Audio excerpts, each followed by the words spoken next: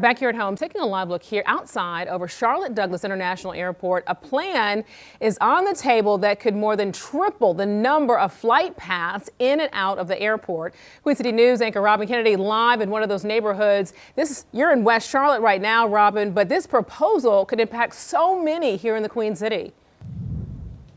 That's right. We're talking all over Charlotte, Alicia. If the plan passes, it could mean that if your neighborhood right now does not get any airport noise, that could change.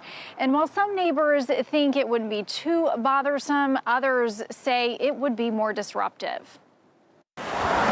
The community of Pawtucket in West Charlotte is usually peaceful. We all like to little wave to our neighbors, hear our little dogs go by, pet the dogs and everything. But Denise Johnson says the roar of planes nearby has gotten worse in the last year. It's mainly disruptive at nighttime, like you get a 3 or 4 o'clock in the morning, nice big plane go by, and it's really loud. And I have grandkids that live here, and sometimes, they'll come, "Grandma, what's that noise?" And I'll be like, "It's a plane, baby, just go back to sleep." She fears the problems will only continue if a plan presented by Charlotte Douglas International Airport passes Charlotte City Council. We just know that a lot of places, neighborhoods, quiet places people have invested a lot of their money into are going to have flights and airplane noise over them when they didn't before.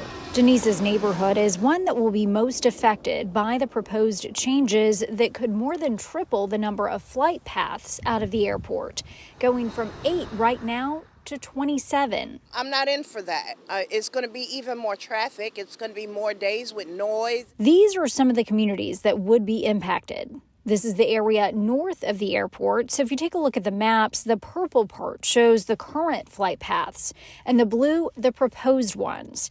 Communities north of the airport that currently don't get any flights directly over them, but under the plan would, are Belmont. And then to the north, Pawtucket, Colwood West, and also Thomasboro Hoskins.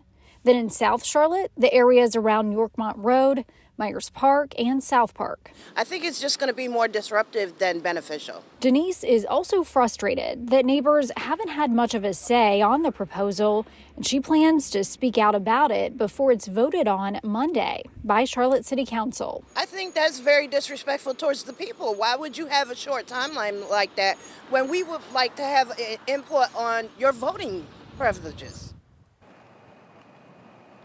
Now, City Councilman Tariq Bakari, who you just heard from there, says he is concerned that if the plan passes City Council on Monday, that he believes it kind of gives the FAA free rein and presents them with options, but nothing concrete. So he's concerned about that. He encourages people to take a look at the plan.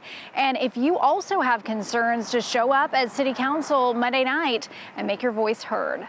I'm live in West Charlotte. Robin Kennedy, Queen City News. All right, Robin, thanks for that report. We also have a few more details now. While some residents say the noise problem has gotten worse, it's not because the airport has gotten significantly busier. In 2022, the airport saw more than 505,000 aircraft take off and land. But then last year, that number jumped to 539,000, which is only about a 6% increase.